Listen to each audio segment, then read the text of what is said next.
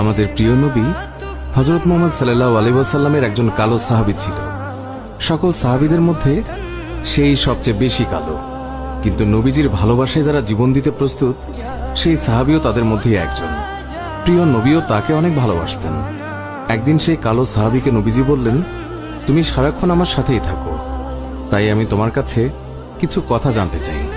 তখন সাহাবী নবীজির কাছে মাথা নিচু করে বলল, হুজুর, আমার জান হাজির আপনার জন্য, আপনি শুধু বলুন কি জানতে চান। তখন নবীজি বলল, তোমার বিয়ের সময় হয়েছে, তুমি কি প্রস্তুত? কালো সাহাবী মাথা নেড়ে বলল, হুজুর, আমি এত কালো, আমার কাছে কে মেয়ে দেবে? নবীজি বলল, তুমি বিয়ে করবে কিনা বলো, তোমার জন্য আমি মেয়ে দেখব। এই কথা শুনে কালো সাহাবী খুশিতে কেঁদে ফেলল আর বলল, হুজুর, আপনি আমার জন্য মেয়ে দেখবেন, আমার কাছে এর থেকে বড় পাওয়ার কি হতে পারে? তখন নবীজি একটি পত্র লিখলেন আর তা কালো সাহাবীর হাতে দিয়ে বললেন, এই পত্রটি নগরীর বড় বাড়িতে গিয়ে উত্তর জেনে তারপর আমার কাছে আসবে। কিন্তু কালো সাহাবী জানে না এর ভেতরে কি লেখা ছিল। নবীজির কথা অনুযায়ী পত্রখানি নিয়ে নগরীর বড় বাড়ির মালিকের হাতে দিল।